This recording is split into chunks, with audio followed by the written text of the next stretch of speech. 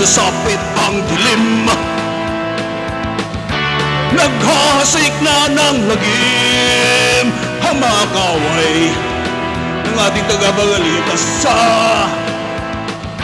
lahat sila'y nagsisilabas, pagsapit ng dilim, wala kang makikita, kundi ang kanilang mga mata na nakakatakot, lalo na color yellow. Matatakot lahat kahit na mga multo, tulong, tulong sa klulo. Kailangan ko ng tulong nyo, Mang Jose, Mang Jose, ang superhero na pwedeng arkilahin. Mang Jose, parang si Daimos din, ngunit pagkatapos ay bigla kang sisingilin. Mang Jose!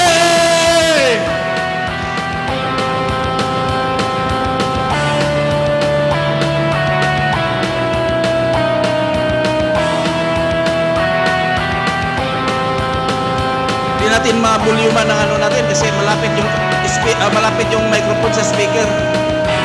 Tuwing sasapit ang dilim,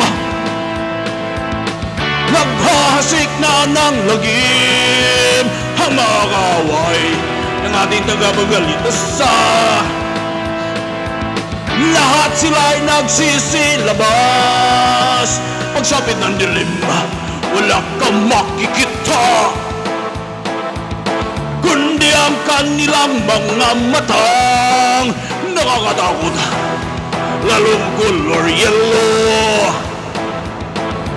Matatakot lahat kahit na mga multo, tulong, tulong sa klulo. Kailangan ko ng tulong mo, Mang Jose, Mang Jose, ang superhero na pwedeng arkilahin. Mang Jose, parang si Daimos din, ngunit pagkatapos ay bigla kang sisingilin. Mang Jose!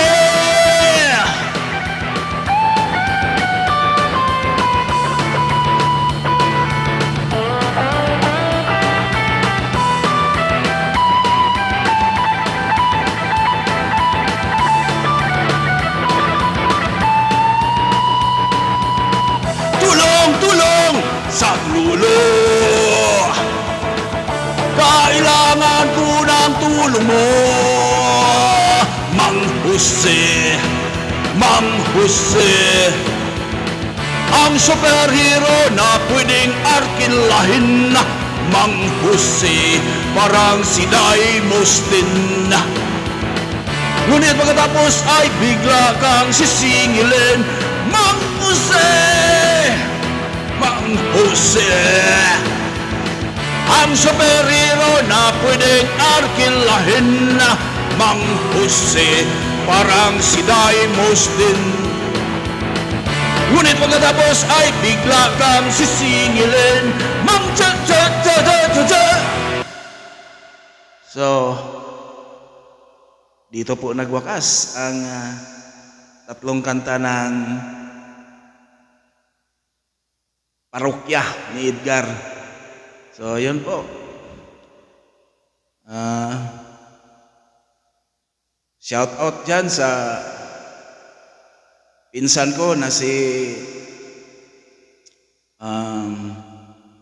Cesar Perez sa Pasay. Shout out insan. Tapos sa dati kong branch manager sa ahensya Cebuana Cubawan, si Ma'am Marivic Iñanola Lopez na nakakaroon sa Legazpi, Alegria, Cebu. Shout out sa iyo, ma'am. So, yun po. So, sa lahat ng mga FB friends ko, shout out sa inyo. So, thank you so much.